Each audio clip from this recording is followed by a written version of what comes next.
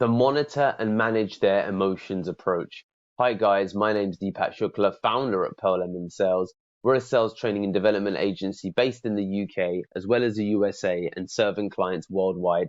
And here today in day number 53 of 119 days of cold calling training, we're going to be talking about the monitor and manage their emotions approach. But before we get into it, feel free to click the link below to get access to an additional 17 strategies that are not shared in this training. So the monitor and manage their emotions approach.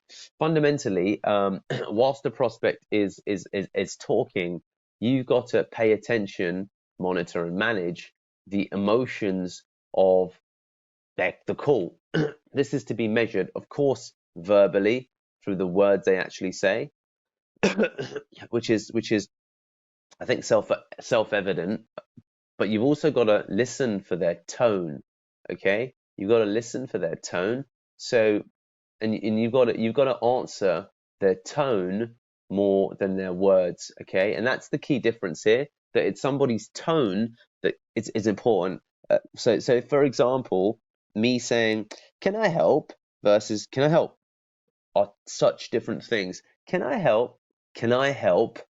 Do you see the differences between the two? It's probably pretty self-evident which one's more, convivial and receptive to wanting to help versus someone else who, can I help, who seems pretty busy. So based upon tone, you need to determine direction of the call, and ultimately it's the monitoring of their emotion, and then it's the management of that. So the monitoring will then, once you identify it, determine what you need to do to manage it. So someone who opens with a "Can I help?" who's obviously not obviously, but let's say short, almost borderline rude, you need to be quicker to the point, okay?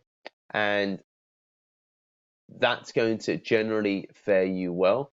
You can potentially try and ignore their tone and say, "Yeah, sure. So my name's Deepak, and the reason I'm calling," and you know what? Sometimes what's interesting when as I think about that is that you can experiment with let I'm laughing. You can experiment and see where it gets you with because sometimes it can work, right? You can experiment with being tone. I wonder if you're going to anticipate what I'm about to write. I mean, you'll see it before I write it. Tone deaf, and just pitching anyway. Okay, you could definitely give that a crack and see what happens. But fundamentally, with this approach, you want to hear how they're feeling and then take action. Okay, so if someone's short, you need to be sharp off the mark. You need to be quickly to your point. If someone sounds distracted, yeah. So an example of someone who's been distracted is saying you hear someone pick up the phone. "Hi there, can I? Sorry, 1 second. Yeah, Frank. Yeah, we're leaving in 5 minutes. Hi there, sorry, can I help?" If you hear that, then it's a clear indication that you need to manage the time spent on the call. If someone sounds like they're happy to, "Hey, it's Richard. Good morning. How can I help you?" Someone's quite friendly. Someone's got a level of energy they bring to the call. You want to, of course, per the mirror, bring the energy to the call.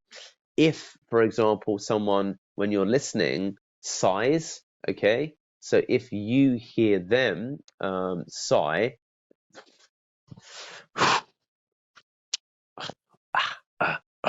so listening to how they communicate their emotion really should determine what you're going to do, and it should change the direction of your pitch. If you're pitching and you can hear someone saying, then say, "You know what, I can hear maybe I'm not quite hitting the mark. Let's take a bit of a change of direction. I just heard you sigh.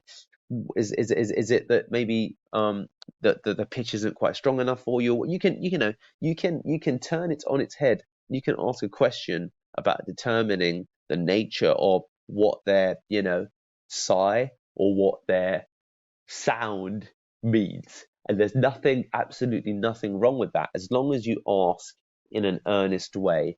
And we'll talk about this actually in terms of how to ask questions in a when it comes to understanding if there's a challenge with your actual pitch or something that's going wrong.